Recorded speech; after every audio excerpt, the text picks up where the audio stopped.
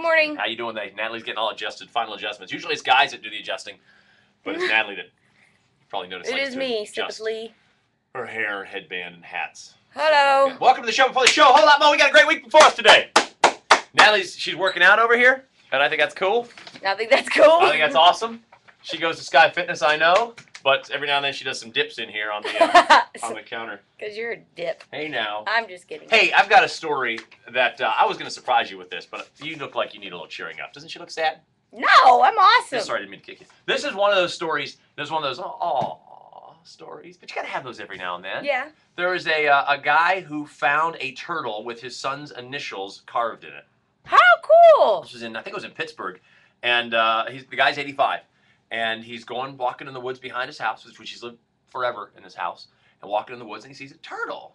And I don't know if he picked the turtle up, if the turtle was flipped over, I don't know, but anyways, on the bottom, he found the initials JC and 1965 carved in the bottom shell of the turtle. And back in 1965, his son, who has the initials JC, carved his initials and the year in the bottom of a turtle and let it go.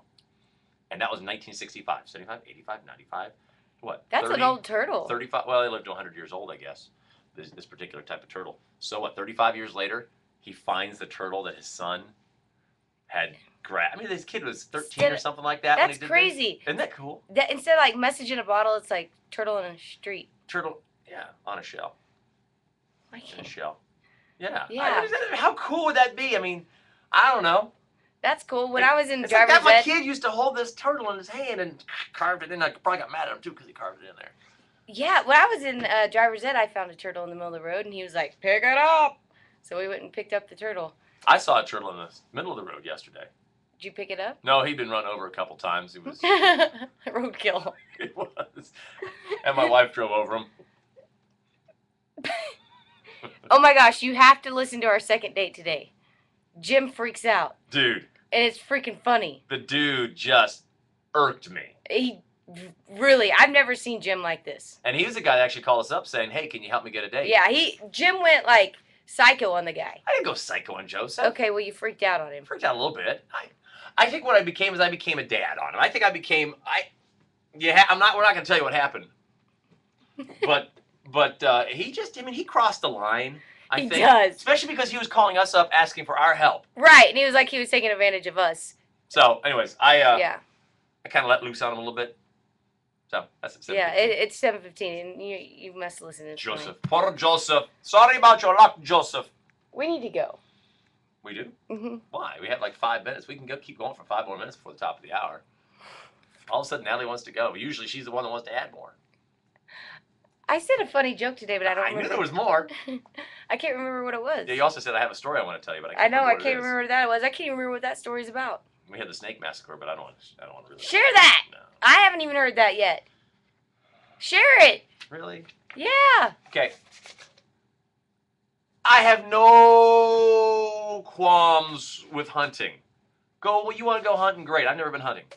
I probably will never go hunting now.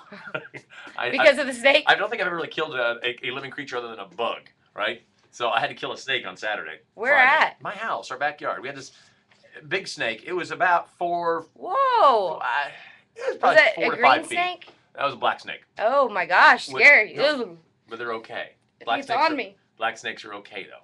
And I even took a picture I put on the Cash and Carey Facebook page, and there were 50-something comments. People, oh, yeah, it's a black snake. Oh, it's okay. It's great for eating mice, blah, blah, blah, blah. And other people like, make it into a belt. Kill it, make it into boots. Make it into a belt. Someone's like, that thing's not big enough. It might make a hat band. But anyway, it was, I'm not kidding you when I say it was 4 to 5 feet long. It was a big snake, about that thick. And it was going all through our backyard. We found it, slithering across, and I thought it had left. And then later on, I came back, and it was right outside where Alex plays with all his Matchbox cars. He had this dirt patch. That's kind of scary. Yeah, so I'm like, okay, this thing's got to go. So I got the spade out, and I was going to, sharp spade, which I found out you really need a sharp spade, because if it's not completely sharp. So I tried to get it, but he slithered too fast. I couldn't quite get it, but I had the perfect spot. And then he gets coiled up in a corner, and then I just start freaking out. I'm like, okay, I have to do this. And he's curled up in a corner, and he's like looking at me. And like the dude is cornered. He knows he's cornered. He's in a defensive position. He's all coiled up, right? He's got his head up like this. How scary! And I'm freaking out. I've never killed I would be something, freaking out. especially when I'm like looking at it. It's like, okay, it's like in the movies, it's like, okay, if you want to join the mob, here's the gun. Shoot that man in a chair who's blindfolded. If you really are, and you're the cop and you're going. It's like being in a gang. Yeah, and you have that moral dilemma. Okay, I'm a cop. I'm undercover, and now I have to kill this innocent person. Do I do it? And so I was kind of going with that dilemma, freaking out. And I think I faced off with this thing for about a half hour. Most people would have like killed it, buried it, and had a beer by then. And I'm facing off with this thing. So, anyways, I realize he's trapped perfectly behind this little water fountain in the corner. So I reach over the water fountain where he can't see me, and I can look down and I can see his part of his body. So I, bam! And you stabbed him? Got him. Nice. Chopped him with it. Where was Alex? Got him twice. Blood's pouring out of the thing. They're watching through the window. Okay, I was gonna say you were a hero then, because if they weren't watching, what a waste. Well, the problem is though, you see, I chopped him twice, and his body halfway back missed his head completely. I was gonna say I thought it'd be funny if he missed. Well, first did get him. I thought I got his head, and I missed his head completely. I'm like, wow, how did I miss that? So, anyways, leave him there. I figure he's gonna bleed out, right? No, he doesn't bleed out completely. So he ends up slithering away, dragging his poor body, and goes down the side of our house. And I find him the next morning, dead. Saturday morning, all curled up behind the grill, thinking he's dead. I poke him with the shovel.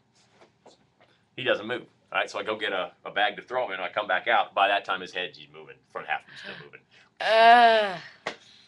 I whack him twice with a spade. Get up my courage again to chop his head. You have to have a sharp spade. My spade is not sharp because I could not chop his head off. Bam!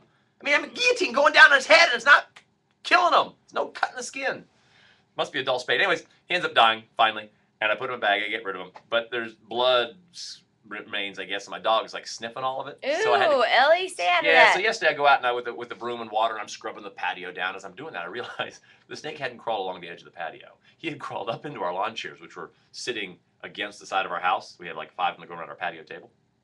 And he crawled up the leg of one. He sees blood streak up, crawled across, the blood streak across it into the next chair. So all my chairs had this bloody goo that I had to wash off. Cool. It's like a scene from a movie. It was a massacre. And that's awesome. The worst thing is, and I'm sure every hunter, if you wound it, you kill it. You track it down and kill it. And then you eat it. And that was the thing that I had this issue with, because I wounded the daggone thing on Friday, and I didn't track it down and kill it. I should have gone out there and killed it, and it freaked me out.